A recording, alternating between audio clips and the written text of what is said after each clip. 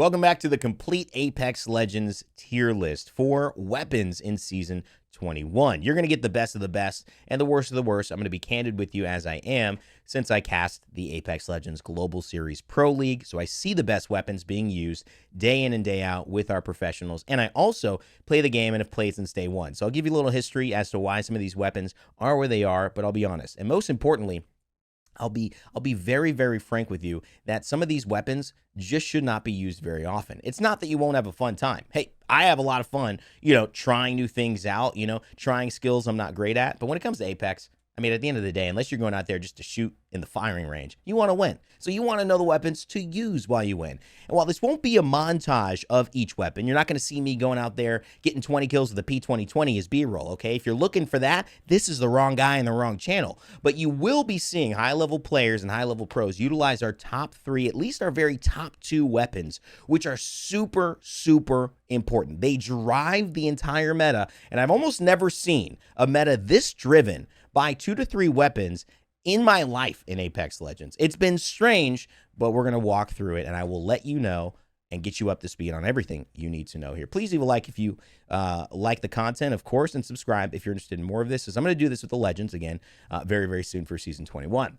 All right, the first weapon is the P2020. There's no surprise here. It's an early game weapon. It's essentially a pistol that, shoots in a way where you can get decent damage, 18 for a body shot. It's strong, but it's just going to be inconsistent. And it's one of those weapons that isn't very threatening unless you happen to just get in that nice rhythm, hitting a few shots in a row. You can clutch some things out, but you're not going to win a gunfight in mid-game when people have armor, and it's just too much time to kill with this weapon, even with the hop-up attachment, which will give you the ability to do extra damage when they have lost their shields and you're shooting into their bare health. At this point, you really should have other weapons, right? At this point, you shouldn't really want to have a P20. There are other options there that whether you're shooting in bare health or whether you're shooting with their shielding, still going to be more effective and have more damage per second. So we're going to put that at D. Early game weapon. Don't be afraid of it. I think last season I was a little wrong, out of touch with where that stood. I kind of had I had a memory of what some moments I'd had with it, and it just doesn't really carry on as consistently as I would have liked. For C tier, I'm going to go Mozambique here because I think the Mozambique is one of those weapons that can give you a little bit more flair. I think the Mozambique is actually a little bit more reliable early on than the P2020. I'll tell you why. There's a little bit more spread, more forgiveness, and that's important in those early game skirmishes. You can also pressure from range pretty well too. So while the P2020 is, better close up, okay mid-range, terrible long range, the Mozambique is actually decent mid-range. And while you aim down sights, you're actually decreasing the spread of the bullets so that they're tighter. And while that means you might miss a little bit more, and so you have the flexibility to shoot, hip fire and widen the spread and maybe catch somebody if they just need 14 health to go down. If you are more accurate of a player, you can hit some good damage on this, some 63 damage headshots if you're hitting all 3 of those pellets. So it's one of those weapons that if you end up just finding a lot of ammo when you're off drop, maybe you find a blue or a purple shotgun bolt and you get a Mozambique, I'd run with it. Because if you don't have anything better, if you have an R9 with 20 light ammo and no magazine, this actually might be way more effective in winning your fight. Because remember, the shotgun is not going to slow you down. You will not have an aim down sights penalty, which means you'll still move as fast as you were had you not been shooting and normally moving pretty much in Apex. So it's definitely a valuable thing early game, and that's kind of where it stays. The charge rifle. This is a weapon that got changed. It used to be a hit scan weapon, one of the only hit scan weapons in Apex Legends, which means that hit scan is a type of firing reference in video games to where if something happens instantly and your crosshair is over a player who they could be 1,000 yards away, they could be 5 yards away. If your crosshair is over them as you fire, as in your crosshairs on their body, on their character's model, it's a hit. There is no travel distance. There's no actual physical bullet going from one place to the next, which could cause it to miss. And that was obviously super OP. And when there was a character like Valkyrie who would go up into the sky and, just be sitting there, hit scan meant that it was even easier to knock her out because you didn't have to adjust for where she'd fly and where the bullet might end up. Now it's got a bullet, and obviously it's slower, and anything is slower than hit scan. And I just don't think it's that effective. And personally, it's got that pre-wind up that for a windup, there's got to be something good on the end of it. A devotion windup, sure, I'll take that. But A charge rifle windup, it just makes it clunky. It's awkward. I'd like to see a buff. I don't think it's anywhere past C. I wouldn't use it as a sniper personally. Now, minus tempo, he might say something different, but hey, at the end of the day, somebody might say they're the P2020 master up in here. I don't know. I'm just trying to give you guys the facts. Okay, let's go into B tier. Now we got a lot of weapons to talk about. The Spitfire. Pros of the Spitfire. Huge magazine. I think 50 bullets when you have a full mag. That is massive. That means it's got enough firepower to kill probably all 3 members of the team if you hit every bullet onto them and just kept swapping. You could probably kill all 3 members of an enemy team. Now, that's probably never going to happen. You might see a couple of clips of that in the history of Apex Legends, but it still means that you've got pressure. And a weapon like this that does well early, up close, especially when people are running out of bullets, people don't have high magazine style levels at that point. It's going to be a nice thing to run up with hipfire. It's really oppressive when you only have white shields. Middle game, it transitions very nicely once you find a magazine, a stock, maybe a barrel stabilizer. I think one of the elements of what makes this not good is that there are a lot of attachments for it, and it doesn't scale into the high end of the game in terms of burst damage the way that you want. This is not a weapon that toe-to-toe 1v1 against our top 2 weapons, you're going to come out on top. And one of the reasons why is the speed at which it fires isn't quite fast enough. The bullet damage and the headshot damage isn't quite large enough. And while the magazine is big, you still take such a strong penalty from using LMGs. It's a 50% movement penalty, so you literally feel like you're walking in mud, and that just makes you an easy target. It's not that it's not a good weapon. It certainly is, and maybe one of the more Ryu of Street Fighter, Ryu or Ken of Street Fighter weapons, where it's right there. I mean, you can make it work. You can win games with it, but it's not usually at the top of the meta that's defining how people play. Another weapon that I actually want to put in here in this B tier, and I'm putting it here when I think this season it could be C tier, is because last season I put it like E or D, and I put the P20 above it, okay? I was wrong. I'm going to admit it. I'm a man. I'm going to admit it. I was wrong. With disruptor rounds, I actually think the RE45 was a lot more effective. I think when it goes back to hammer points, and for those who aren't familiar, hammer points take extra bonus damage when you're just shooting health, so their shielding is gone. Disruptor rounds, extra bonus damage when you're shooting shielding, which most people have if they're starting a fight, because obviously they're healthy, they're not, without resources. So this now with hammer points doing damage onto health only, to me, it makes this weapon a lot more irrelevant. Shoots really fast. You've got high risk, high reward. And for me, range is a huge issue here because you have to kind of use this up close or medium range. Long range, whereas the Spitfire can stay and actually, have some decent pressure from range, this doesn't have it. It just shoots too fast, and the recoil is too out of control. That's why it stays B, but you could probably imagine it on C as well.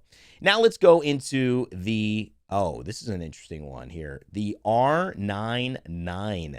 Now, this weapon, this has been very sad. The R99 is typically one of the fastest firing, most deadly weapons in all of Apex Legends. For many, many years, it's been ranked in the A tier and maybe even the S tier categories. And for good reason. It's one of the highest damage output, close to mid-range weapons possible. But what's happened is the meta's changed. Things have gone away from SMGs. And one of the biggest reasons it's gone away from SMGs is the nerf that happened to the R99, taking the damage away from it. And this weapon, while it has so much potential, just simply doesn't give enough back currently right now. Because you feel that if you miss even 2 bullets, you have to reload and you lose the fight. And the truth is, that's actually what happened. The R99 now has lost enough damage to not compete with ARs, automatic rifles, assault rifles, and then it is also too high risk as well. So not only is it too high risk, even if it did have enough damage because of how good assault rifles are, it's now got less damage, and so it makes that risk even riskier, and it's just not worth picking up. The R99 has certainly fallen out of the meta. If you're using it, people are going to look at you a little bit sideways this season. It's not a weapon that you would expect to use. You will pretty much be able to pick it up whenever you want. It will not be in high demand. But hey, everyone loves a favorite weapon. If you hit your shots and you get a level 3 magazine, then maybe, just maybe, you could exchange it for something else. Okay, here we go. The R301. Oh man, This is a weapon that's also in a similar position, and it's weird because ARs are dominating, right? This is the season of ARs. For people who wanted to know the theme, well, let's get into it now. We're not about halfway. We're like 35% of the way through these weapons, but it's the season of assault rifles. And while R301 is an assault rifle, this is not one of the ones that's been dominating.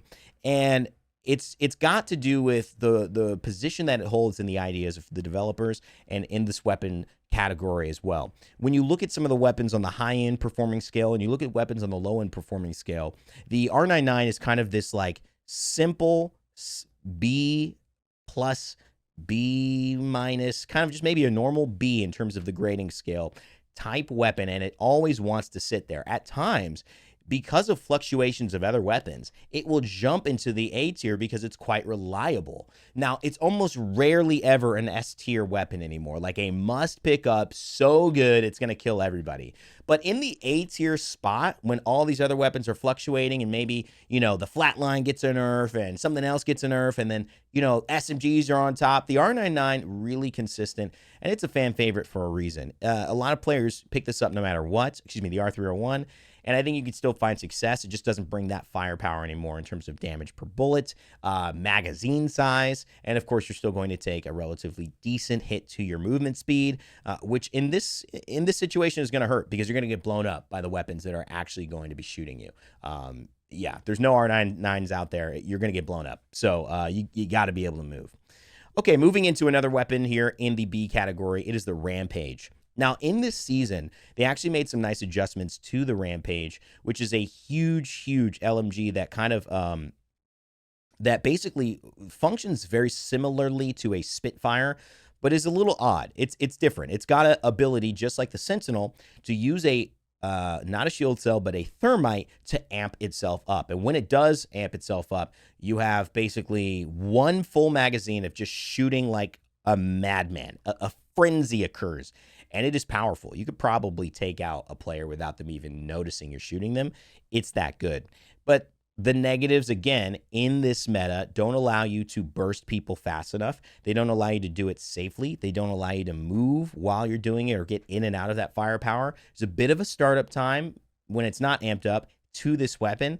So I just think that while, yes, early game, Spitfires, Rampages, if you get the right magazine, you get enough ammo, they can be oppressive, especially when you're hip firing. But since a lot of the pressure is now coming from the, let's say, mid to long range in Apex with the way that people are playing here, it is just one of those things that the Rampage is having a hard time competing and being consistent.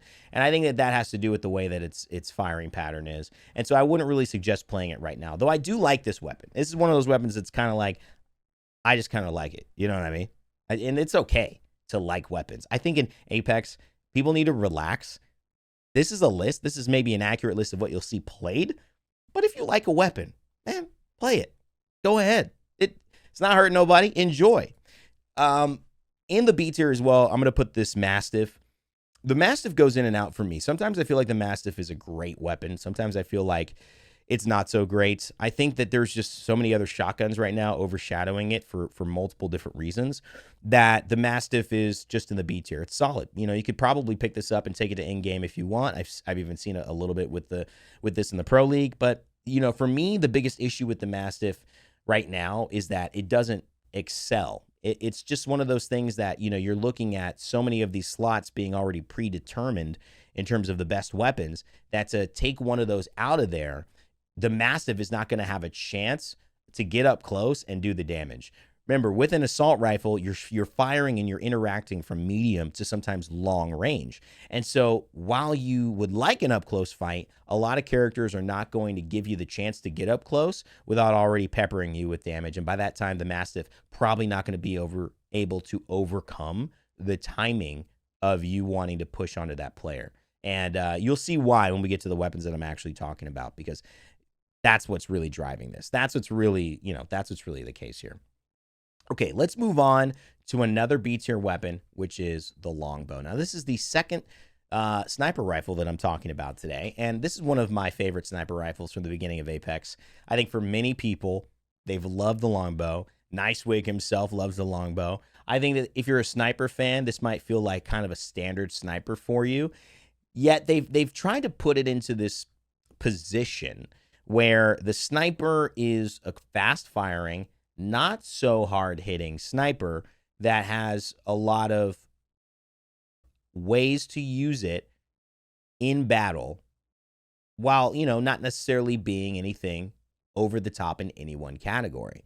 And when you make a weapon like that, you kind of, I don't know, you sentence it to really never ever being like S tier, right? Because you're like jack of all trades, but not a master of one, right? And that's not a problem, but that's where the longbow usually is. It's not usually enough damage to take somebody out of the fight. It's not usually enough damage to finish somebody off as they're rotating across. You've got to hit at least 3 shots, at least, to get them out of that rotation. Whereas other snipers, 2 shots actually do it and put them in like kill range. And I would say that just the longbow is one of those weapons that, again, falls short. These aren't bad weapons. They're still fun, but we've just seen several weapons here. And maybe it's because the weapon meta hasn't shifted fast enough, or in recent time, they've just risen so that all this other stuff is underneath, and this is the cream, and it's just like, it doesn't really matter what these are. Like, this is what you're going to be playing, and that's as we keep climbing up this list, you'll start to see. 2 more weapons in B, and the next one up is the L-Star. Now, the L-Star's got some really good qualities to it. The L-Star's, for me, the value of this weapon is in a couple ways. It's great close. It's great medium.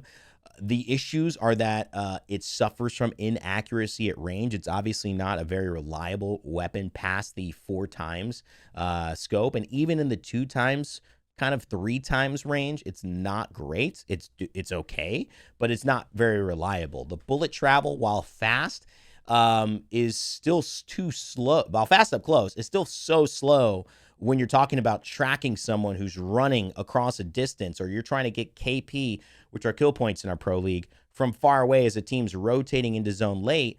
You want weapons that are going to be able to pick them off like accurately, consistently. And the L-Star, it's too inconsistent at that. Though up close, in a hip fire, in a 1v1, if you catch somebody off guard and you are able to just like, this weapon is crazy. I mean, it's fun. I'm not going to lie. L-Star is a good weapon, but it's a little bit too circumstantial to go beyond the B level. It's fun. You can win games with it. You can run with it. It's just not something that consistently will outperform other weapons that you see across the board. And trust me, I'm sure whether you're playing on console or whether you're playing on PC, you've probably experienced that you lose certain fights with an L-Star to other weapons. And it's not about whether you lose the fight up close, just about Apex isn't always an up close fight. A lot of times it is, but not lately. Okay, now the last weapon, and you'll see it again in B tier, is an SMG. It's another SMG. That would leave, I'm looking right here at this remaining list, I think 2 SMGs only who are in A or above, which is, usually we see 3 or 4, in A or above. So it has definitely been kind of like a hello assault rifles, goodbye SMGs, and the car is one of those that is kind of hung around in to me, a pretty decent position. If you're going to use something like a car or an R9, I feel like you use a car all the time. It could take a heavy mag or a light mag. It could take heavy bullets or light bullets. Means it gives you flexibility and looting is easier. I think the pacing and the damage per bullet is better on a car. It is more damage per bullet than an R99. It gives you more wiggle room to miss, and because of that more damage when you do hit, it could be a little bit more threatening to a player, really bursting down their health and forcing them back into a defensive place, allowing you to push or your team to push on the damage that you've done. And I think it also works a little bit better from range. It's one of those things that, from a mid-range standpoint, performs better than the crazy fast spray of an R9 and is reliable. Like, I actually think it's like a pretty reliable use of an SMG. So if you were going to go SMG, I think this is the one that you pick up. Let me know what you guys think in the conversation below. A lot of people will still prefer an R9 over a car, but I think the car at this point is just simply better in that position. Okay. We've got a lot coming, and let me just double check because I think we're out. Ooh, did I miss one? No, I didn't. Okay, here we go. So for A, the A tier weapons, let's start to get into them now. There's some good ones here. There's some good conversations. Let's start the conversation with another SMG. Let's go to the Vol. The Vol has outperformed the traditional SMGs because it is the most similar to an assault rifle. It's the slowest firing and does by far the most damage per bullet. And so in terms of damage in that clip, you're going to see a lot. I think it's also got one of the higher clips as well, magazine sizes as well. And so the car might have it beat though. But in terms of the pressure that this is going to apply to enemies, if you hit your shots or you hit headshots, it's still really, really reliable. It's also by far the most reliable thing, I think, from mid-range poking in terms of an SMG. And so it sits there. Pretty much the Volt, definitely the best SMG outside of one that I've seen recently in Pro League that I think is quite nice in the season right now. We're going to put it there at A. Another SMG, let's talk about it here, is the Prowler SMG. Now, this weapon has snuck up on me. Okay, I saw this used in Pro League last week, and I got a little like, ooh, what? Like, excuse me. Recoil is really easy to control. Now, this has always been a weapon that has been in favor of those who use controllers. So whether it's you're playing on your computer, use a controller, whether you're playing on Xbox, Xbox, PS4, PS5, whatever situation you're in, heck, Nintendo, Switch, and you got a controller as well. This is one of those weapons that will benefit you with aim assist because not only is the recoil just straight up, it's even easy to control without aim assist. So with aim assist, truly it is like a 5 burst beat for 75 damage if you don't hit any headshots that will, like in 2 or 3 sprays, delete people. Now, the thing about the magazines for this weapon that makes sense and is very, very good and scales really well with magazines is that you get an entire new spray with each magazine. So it goes up by 5. So if you have a white magazine, you get one more. You go blah, blah, blah, blah, right? And if you got a blue, you go blah, blah, blah, blah, blah. You get that extra 5 bullets each time. So getting all the way up to that 35 where you have ultimately, I think like 6 shots or something of the actual magazine or something, 36, 7 shots, whatever it is. You guys know what I'm talking about. You'll see. Essentially, it really does increase the ability for this weapon to have pressure, and pressure means being able to apply not just damage and win your fight, but if someone peeks, what can you respond with? How much can you keep them in that position? Can you allow your teammates to flank? How can you hold cover fire? So yes, this scales better. I do think, though, it's a weapon that people need to watch out for. Of any SMGs that you want to use this season, I actually like these two. I like these two a lot. So Prowler and Volt, go ahead. They get my vote for this one. Now, in terms of my nehave choice here, I'm going to put this one weird. I would have thought this weapon would have been S tier. I really would have thought this weapon would have been S tier. The Return of the Wingman. I mean, who would have thought, guys? It would have gotten to this point where we're not seeing people use the Wingman. And I literally in Pro League, no one is using the Wingman. I'm shocked. Here's why. This is a weapon that, while it is so good, and I think even overperforms in probably pubs, solo, and maybe even ranked, because, you know, it's so good. In Pro League, it doesn't have enough firepower before you have to reload. And that's a great lever that I think they need to understand about this weapon. It's always been the case. The reason the weapon was so amazing, made careers for Dizzy, Asu, people like that. And they would have had careers anyways, but the Wingman certainly helped at the start with Apex Legends because it was synonymous with being broken, and those players had like 12 bullets in it, okay? 12 shots of this thing, hitting for 45 damage or 70 damage for a headshot, and you have no movement speed penalty. So you're moving like this, and you're hitting bop, bop, bop, bop, bop like crazy. And how many was that? 4? So then they're going bop, bop, bop, bop, bop, bop, bop, bop, reload. No way. That is insane with the purple magazine. Nobody's dealing with that. And the issue that the Wingman has always had is either it's so good, let's put it in the care package. It's too good, let's vault it. It's too good, let's nerf it to the ground. It's okay, let's bring it back, but let's keep it on the leash. And here's how they've done it with the boosted loader, which is like, it's interesting. It puts a skill gap on it where if you reload, that's what the booster loader does.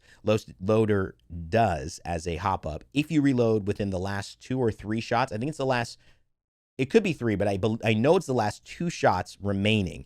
If you reload instead of going all the way down to 0 and it reloading, you will not only reload faster, you will get more bullets into your magazine for the next magazine you have. So you'll go from 6 bullets all the way to 8. And obviously, you'll be able to keep having 8 if you just reload with 1 bullet left. So you're essentially able to go from 6 in your magazine to 7 in your magazine, which is it's a thing, and you're reloading faster. So you start to see the impact there. I think this will still just be something that's for skilled players. I'm surprised it's not S. I think it just needs 1 or 2 more bullets in it, and it becomes S tier, and everyone uses it. So right now, I'm happy just to have it in the game. But I think that if you go in pubs and ranked, you can rock this weapon and win every single game if you only use the wingman. I actually believe that, and I think a lot of you as well would believe that too. Let's go into another A-tier weapon. It's the Alternator. This has been A-tier for a couple of seasons now. It was close to S-tier. It's just got disruptor rounds. It's a very reliable weapon. The Alternator wins a lot of skirmishes. It's good for mid-range. It's got even decent long-range pressure now because of this. And up close, it's a good hip-fire weapon that's going to outtrade a lot of SMGs just because it's reliable. The hip-fire is a little easier to land. You've got more bullets in the magazine, so you will outlast. If they miss any of their bullets, you will still be firing. And just the fact that now it's going to do extra damage to shields with disruptors, it's really brought this weapon back into reliability. I think this is certainly a sidearm or your main weapon that you can win games with in Apex Legends. There's no doubt about it in my mind. I've had that happen many times in ranked this and last season. So I think if you want to win games, the Alternator with disruptors, got to find the disruptors. But if you find them, that's a main weapon. Go ahead. That is a main weapon. Another weapon that I think is an underrated sidearm that's clearly A, and I'll tell you why from firsthand experience, is the Triple Take. The Triple Take also has the boosted loader, so you'll get those extra bullets and you'll have a faster reload if you have at least 1 bullet, I think 2, maybe 3, but at least 1 bullet in the magazine when you decide to hit your reload button. So you have to actively reload. If you do that, though, it just becomes even better because it's a weapon that is oppressive. Now, this is not a weapon that I think every person on your team should have, okay? Or if you're thinking about things like more solo oriented, I don't think that this is a weapon that passes the test as being your best sidearm, right? Like, I normally will not choose a Triple Take if I'm just thinking about myself in Apex. And let's be honest, sometimes you log in, you don't care what your teammates are doing, you hope they're doing okay, and you're trying to pick your loadout.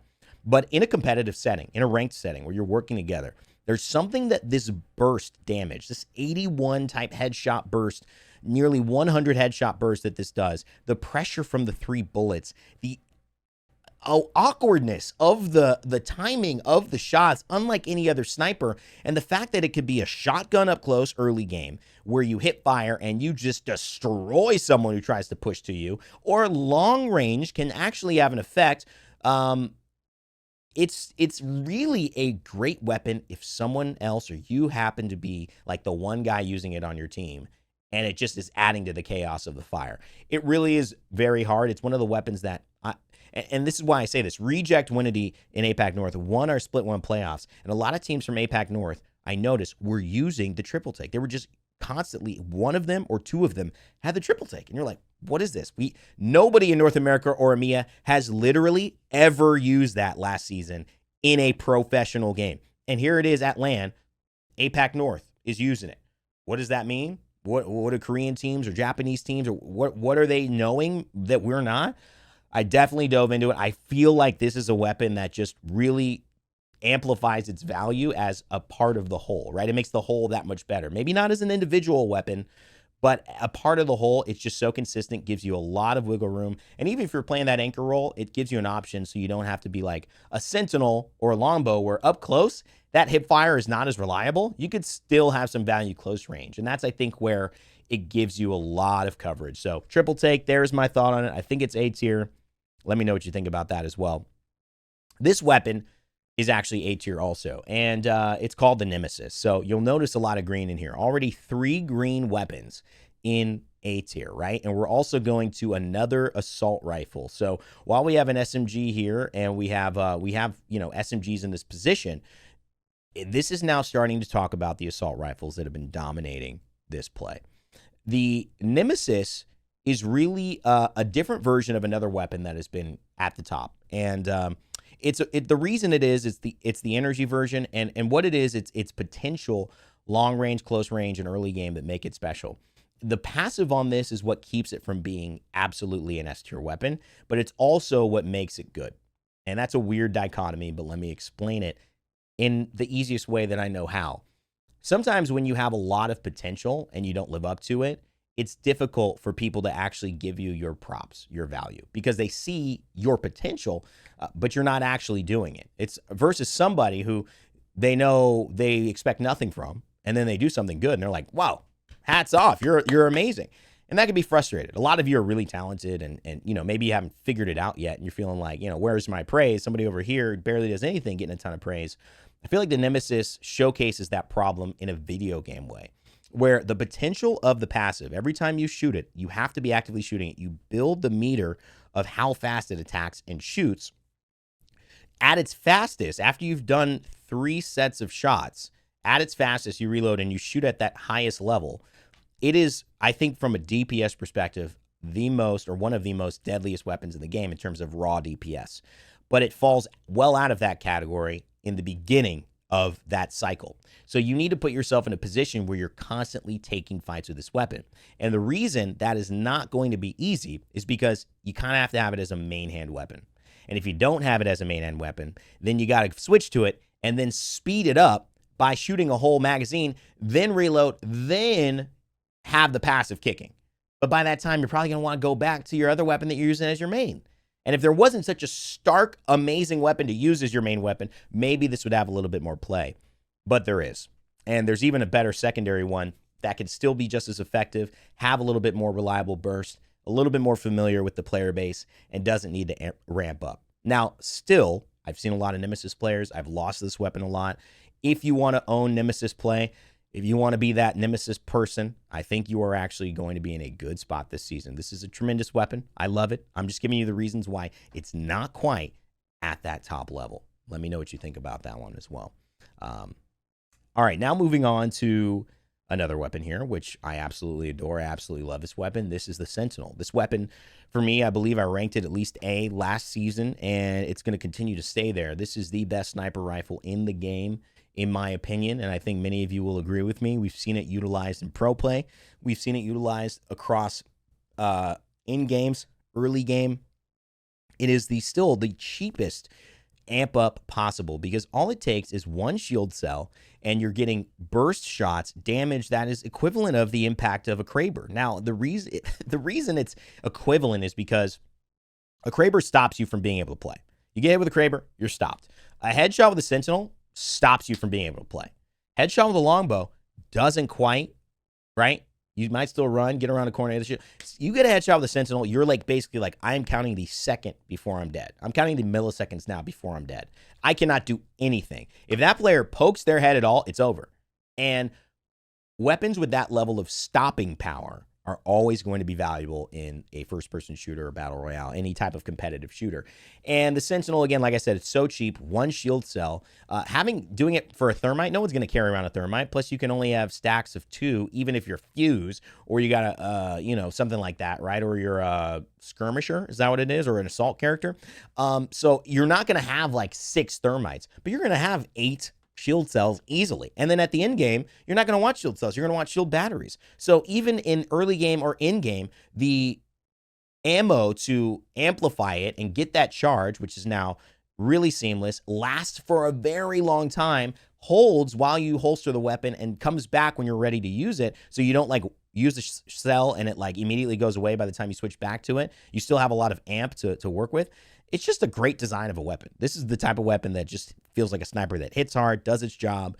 Hardest hitting sniper, most reliable sniper, most dangerous sniper. Go ahead and use Sentinel. There's no doubt about it. This is one of those weapons that just watch Monsoon. Look up Monsoon and Sentinel, and you'll see exactly what I'm talking about.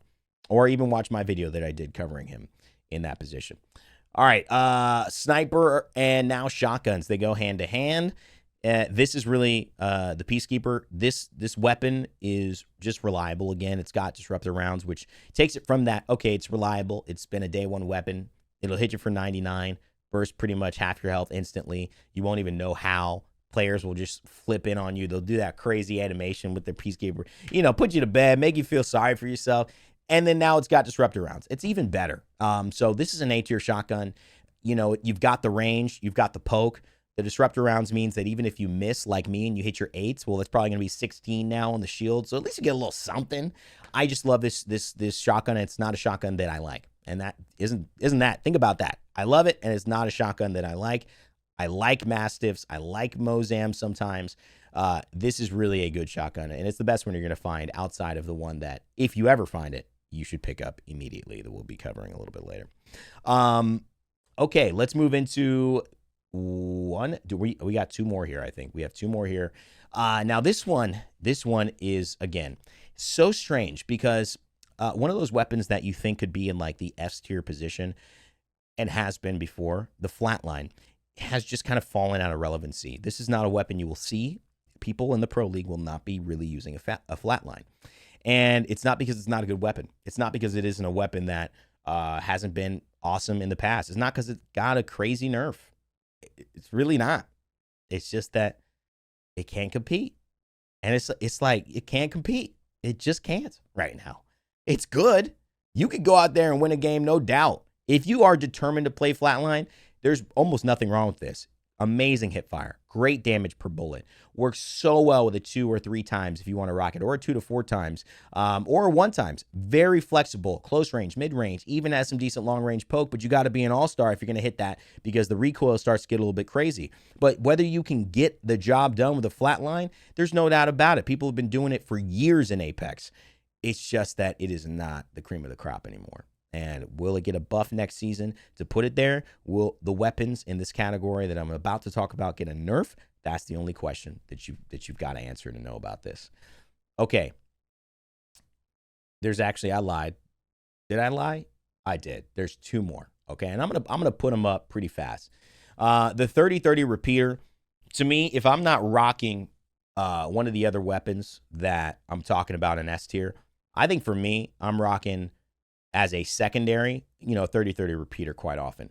It's just a comfort pick for me. I love this weapon. I think it's got great oppressive play. For me, it fills that role of a triple take where you're running across the field and these shots, boom, boom, boom, hurt. And they really do hurt. They make you feel like I'm probably going to die.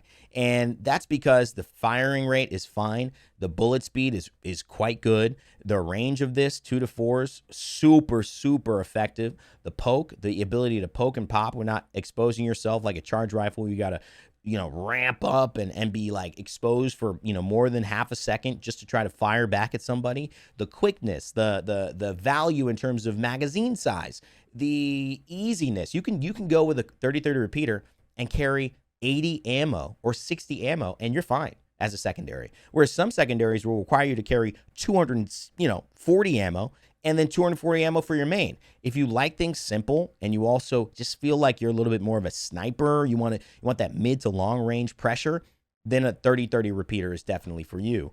And it can have that up close like hip fire. It's not great at that. I would actually say that's certainly its weakness for me. It's just a little bit too scary to be trying to do a 30-30 repeater, get that final shot, hip fire, back and forth, crouch thing to win a 1v1. I'd actually honestly have a P2020 in that situation more than a 30-30 if I have to hip fire it in that like ISO. But any other scenario, then I'm not using it from mid-range to long range. Ideally, I just have my main weapon that I'm using, right? So that's really enough to cover it. And then the last one, not least, is the G7 Scout, which in many ways has gone from a weapon that's either super OP, used to take a double tap trigger, which is a hop up that'll allow you to do 2 shots in a row back to back. So it'll fire like pop, pop, and it will do a tremendous amount of damage, especially off headshots.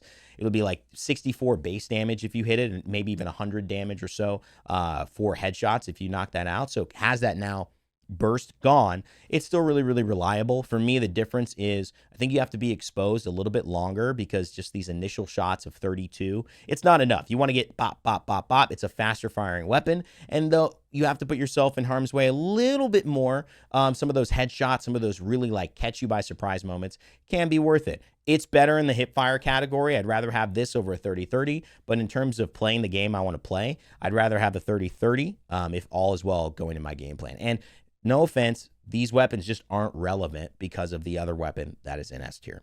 Okay, now it's time. I think we need to set this up so that you guys can see what we're talking about here, because the weapons that you have to know of right now that are S tier are insane. Okay, I don't know if this will change, but I'm going to put them together so you could see.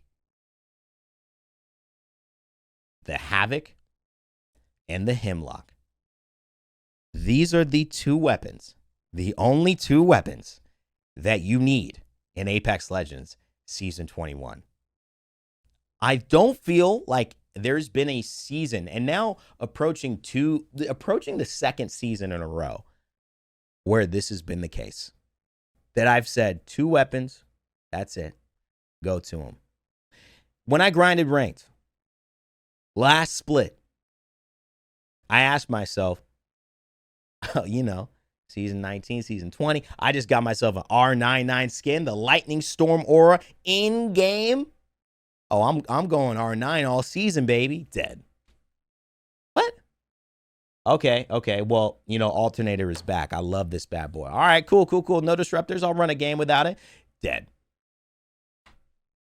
All right, let me get my 30-30 there. My 30-30. Let me get that flat line. It's hard to lose with a 30-30 flat line. Heavy ammo. Let's get dead. Why is that a Havoc?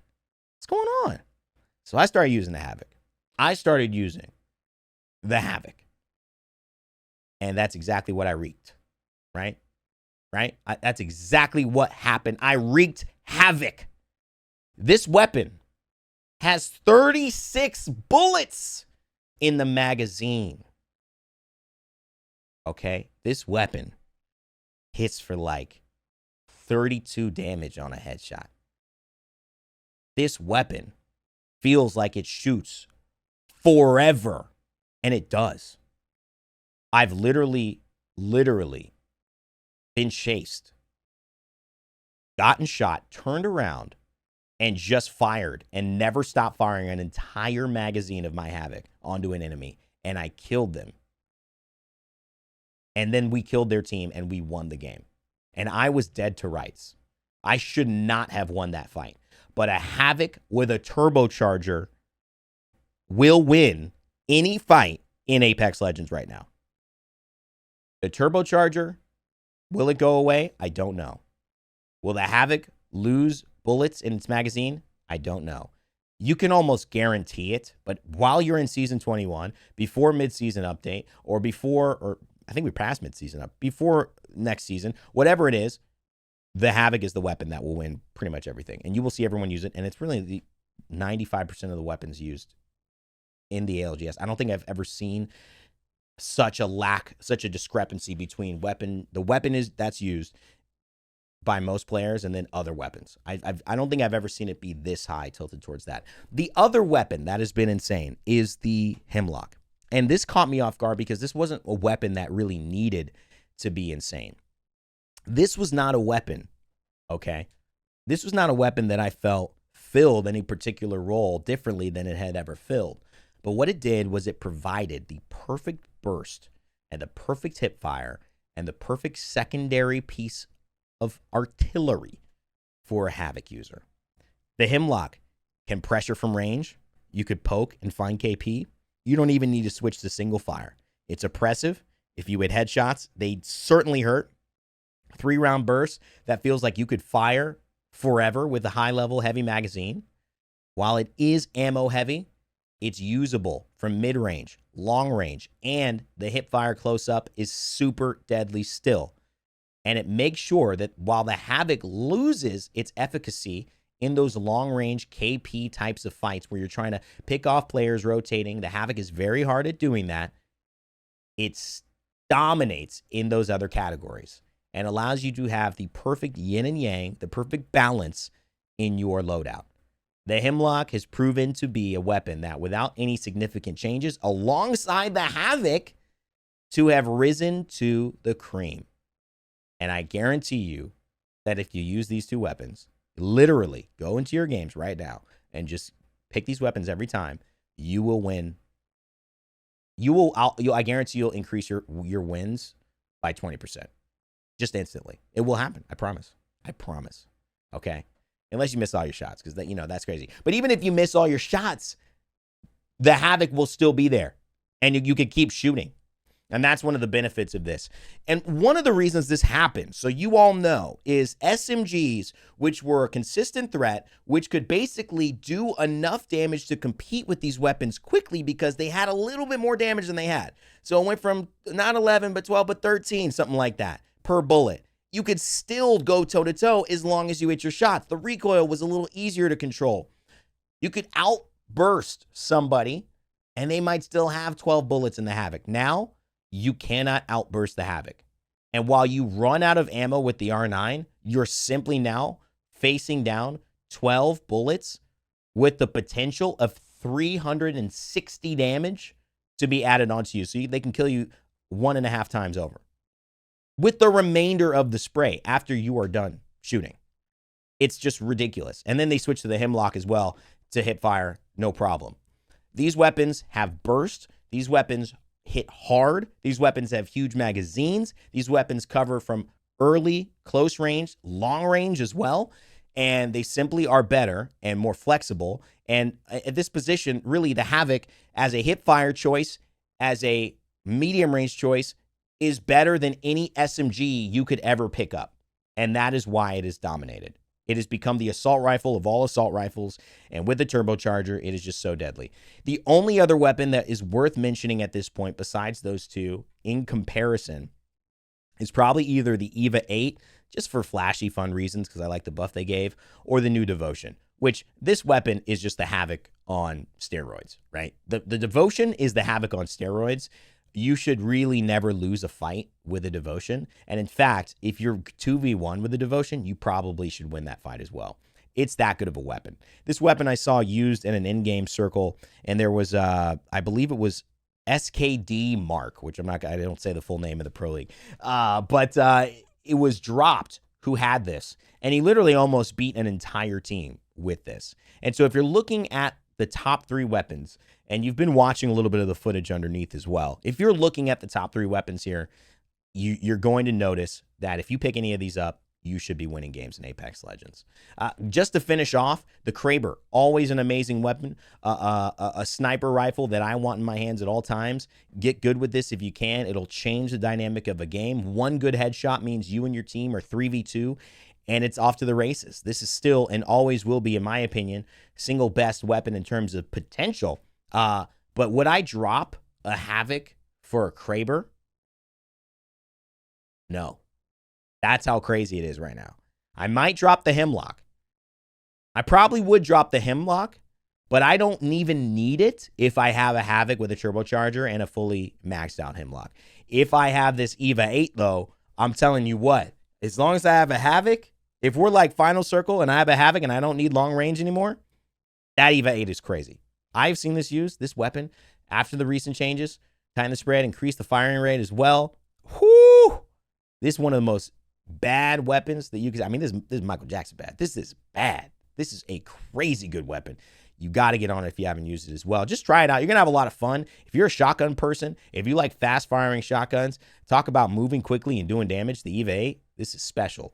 And last but not least, the Bocek bow, which I don't think I gave enough credit for last season, but it's an S tier weapon. I really would take it over a Hemlock, I think, because I think in terms of long range pressure, which is this is going to provide while you're using a Havoc for medium to close range things, then you're going to, I think be better off with a Bocek. It's faster, it does more damage, and also can help you if you get in those situations where you run out of ammo with your Havoc and they're up close. You can hip fire that thing, and it actually does pretty decent damage from a hip fire perspective. It's pretty reliable as well. Let me know what you guys think. How do you feel about this new AR meta as well? Comment the thing you disagree with the most here, and we'll talk about it in the comments. But also, leave a like if you enjoyed this video, dislike if you didn't, and let me know what you want to see next. Legends video coming up, and as always, my friends, remember to never give up, never stop gaming, and I will see you all next time.